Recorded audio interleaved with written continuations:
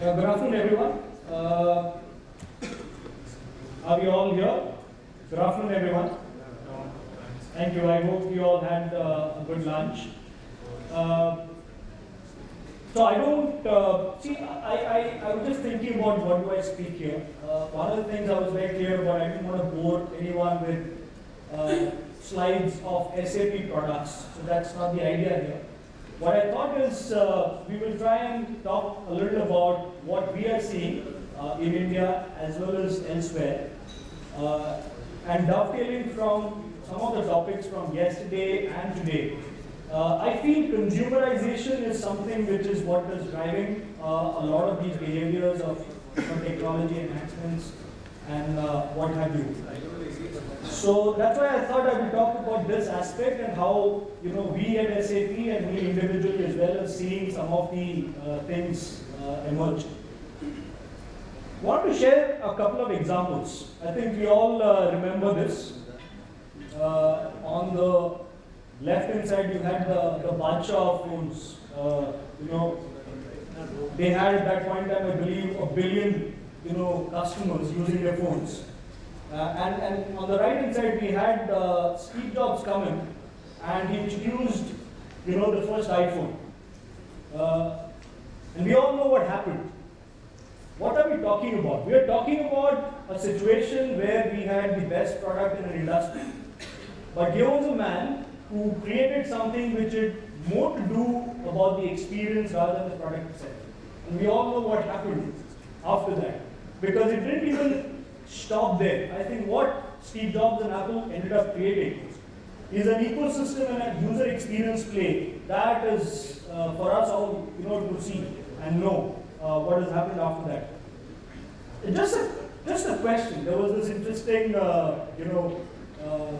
slide that I came across, which talks about how much time in the current digital era, how much time do you think it will take for a product launch to reach 50 million users?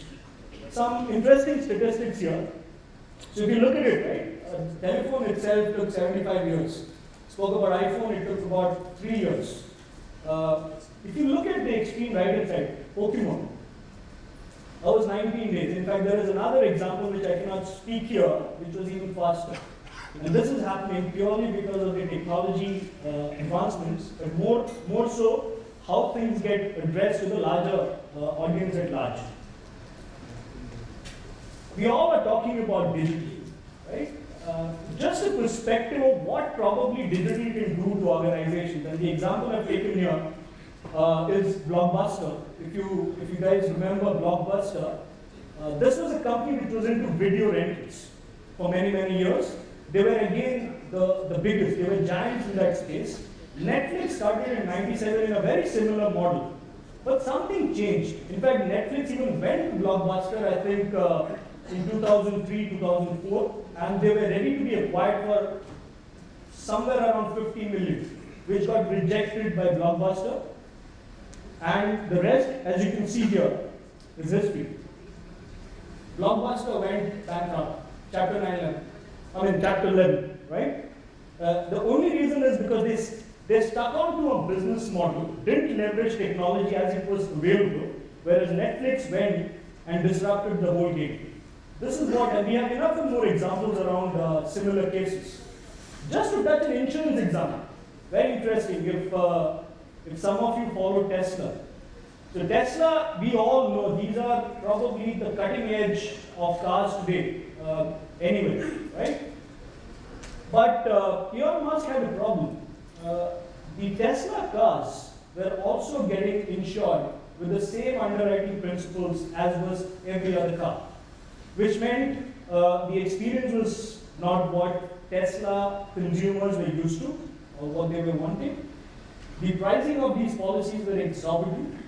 So Elon Musk actually went to some of these insurers, some large players. They said, we need to change for my customers. My customers, my cars are very, very different. The security aspects are very different. You can't compare it to a normal vehicle. Didn't happen.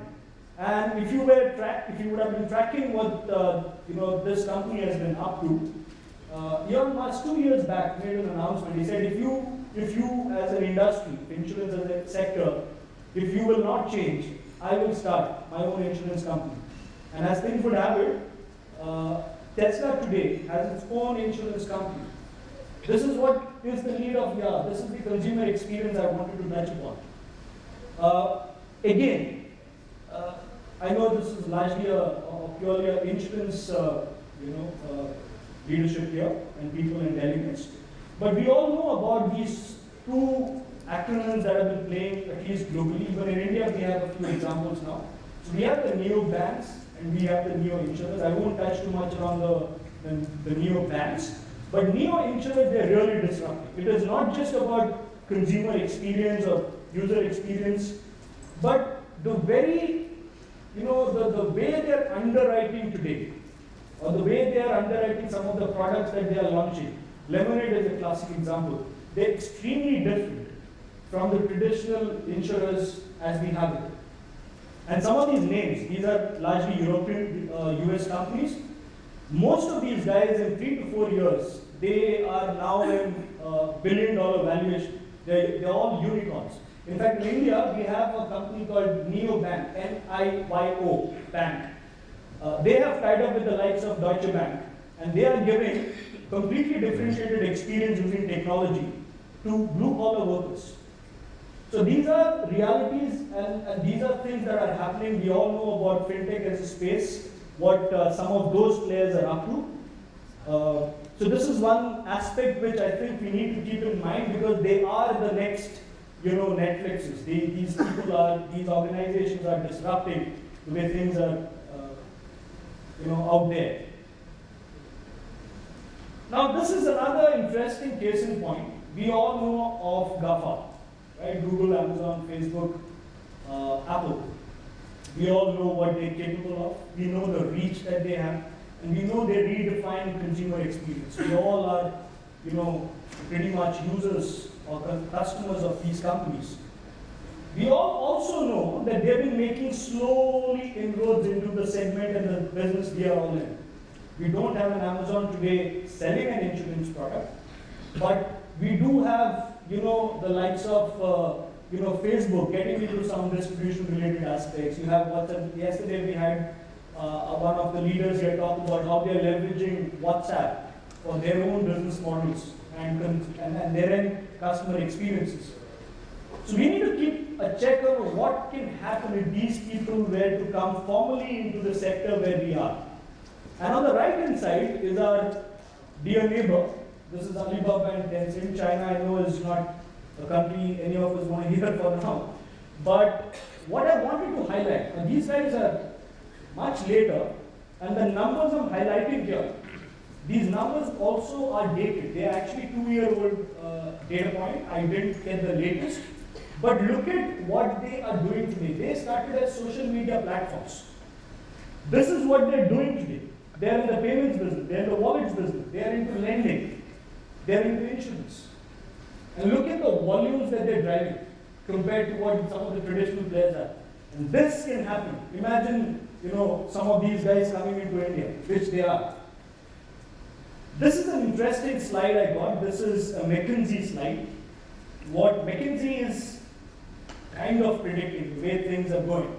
What they're saying is banks and financial institutions, the way they are today, insurance companies, banks, okay, let me put it this way. The need for an insurance, the need for a loan, the need for banking products. In the year 2025, 26, maybe 5, 7, 8 years down the line, those needs will remain. But maybe the current avatars of banks, insurers may not remain in the same way. What they're effectively trying to say is, this is all becoming an ecosystem play. Just to give you an example, wealth and protection is a service that consumers like you and me would want. Within that, there would be a bank, there might be an NBFC, there may be a hospital, provider. But that's the ecosystem play, which is where it is all going, which is completely consumer-driven. And technology today is available to make such things happen. There are live examples of some of these already happening. Let me share one with you. Now, what am I talking about? If you were to just take some of these aspects, right? How do I look at an individual's lifestyle as an experience? And what can I provide? So whether it is a life insurance cover, whether it is home safety, whether it is a credit card and service, or whether it is a loan which is needed to buy, let's say, my next house. Now, what if there is an organization which can provide all of this? And there is one. I don't know if, I'm sure some of you know a company called Discovery in South Africa. They started as a traditional insurance company. But this is exactly what they do. They're doing all of these things. So they've kept the customer at the center of it. And they're talking about customer experience, covering the entire gamut of things that are important to that customer. This is reality. And Discovery, I'm also aware, has been talking to some of you in India to get their vitality program into this country. This is where things are moving. Will it happen tomorrow morning in India? I don't know, but this is where we think technology is heading towards because of the consumerization aspect around it. Just an example I wanted to cite here, and this is something based. So SAP, we have, as you all would know, we are essentially technology IP creators. Now, the way SAP is creating its products and offerings and services, we have to keep in mind some of these trends. So for example, one of the latest acquisitions that SAP did was a company called Qualtrics for about $8 billion, which is purely into user experience. And I say user experience, it can be our internal users, external users, which will all then dovetail into how you create your products, what kind of strategies you look into. So I just wanted to share an example. So what we all have today, very clearly articulated, is the operational data. We all have operational data in our own premises. What we don't have is the experience data. So I just wanted to highlight an example. So your problem statement today is policy through, let's say, an intermediary is reducing in a particular region. Now, at the point of when that is happening, do you hear a feedback from the customer? And this is not talking about an NPS survey. It's much more than that. We can discuss some of these later. But if I can put the operational data and the consumer data together, imagine the power of that. That can lead to your product strategy, distribution strategy, people strategy, what have you. So there are these aspects. The reason I wanted to highlight this is these are aspects which are important, which are needed for the tomorrow, which is what is important for a company like mine when we are building out our products and services. We keep these things in mind in terms of the technology advancements.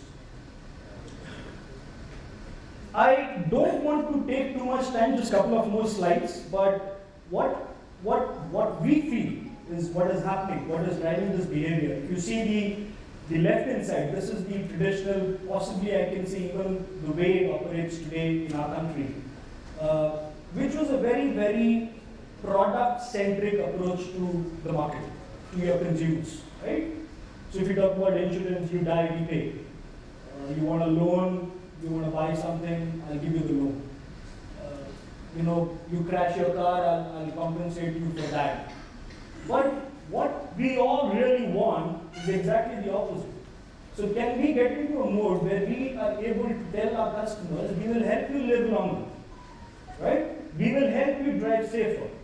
For example, if there is a natural calamity, if there's a flooding situation, I think there's a lot an insurers can do in terms of those protection activities rather than just looking at what to do when the claim comes in tomorrow. All this is happening purely because of the digital revolution. But again, and as some panelists also spoke about earlier, I think everybody is today talking about keeping the customer at the center of it all. I think that is where it is going. Yes, we all know mass personalization is something which is not a very easy thing. But if we could, at scale, if we could get there, I think that's what really is needed. The next generation, the millennials that we're talking about, there's no way they're going to have any other experience than what the Ubers of the world is giving them. They expect the same across the things that they touch and do. Just one slide I wanted to put here. At SAP, what we're doing. obviously we all know about the various operational elements, right? So we have solutions that cater to some of those aspects. But more importantly, as I said, the customer side of the story and the employee side of the story, including your agency and all of that. If we can put an intelligent enterprise end to end around these stories, is when really the transformation is happening, or at least there are areas of start points of of getting there. So SAP, if you really look at it, right, we cater to 24 different industries. Banking and financial services, banking, insurance, and financial services happen to be one of them. But just to give you an anecdote of what this means, it's a published fact that 70% of the global money that goes through touches an SAP system. Now imagine if we talk about leveraging an ecosystem around this. It's a very powerful ecosystem. Just to cite an example of what we do with banks in India, there are many banks who do a lot of corporate banking services using SAP technologies at their end. One of the reasons why this has been extremely popular is because the customers that they are servicing, which is basically all your corporates, if you take the top 5,000 corporates, there is a very high probability 7 out of 10 of them are running SAP technologies at their end. So right from onboarding the customer to actually servicing him and giving them all of those aspects, again, revolving around the customer, is something that is built into some of our products and services. So what we are seeing is, this is what we think is the intelligent enterprise as we say it across segments, including insurance. We have some very interesting, most of you here actually we work with, most of you who are in this room, and I'm very, very proud. So we do a lot of this kind of work, which is ultimately what we are building onto. This is one last slide. I just want to leave this. We are present across. This is not just insurance specific, but we at SAP, this is a very strategic industry for us. We work with pretty much everybody out there in some capacity or the other. With some of you, we work in very core domains. With some of you, we work in a lot of surround strategy, people-related, HCM transformations or finance transformations, or even core policy-related, claims-related transformations. We also work with a lot of large bank, public sector entities. So I just wanted to highlight this slide saying, the strategy of SAP on BFSI is very, very critical. Just to give a perspective, out of the 29 billion revenue that SAP has globally, close to 2 billion is just purely out of financial services as a sector. That's how relevant the segment is for us, and we continue to invest. In fact, we also have a VC company called Sapphire Ventures, where we work with a lot of fintech and startups. In fact, one of the sponsors here, Nugent, actually is one of the investments, one of the early investments in Nugent was done by Sapphire. So we also do a lot of work with fintechs, which is extremely relevant. We try to dovetail it back into our product strategies. So that's what I wanted to share today. I had 15 minutes, I think I'm kind of just on time. So thank you so much. I've met some of you yesterday and today. Look forward to meeting all of you today as well. Thanks for showing up. I think very brave of some of you to come here. Thank you so much for your time, and have a wonderful conference for the rest of the day. Thank you so much. Thanks, Alex. That was a wonderful presentation. Now I would like to call on stage Mr. Sandeep Chakraborty, CTO from Edelweiss General Insurance, to kindly do the honor of felicitation. Can I have a big round of applause for Mr. Chakraborty? Welcome to the stream once again, sir.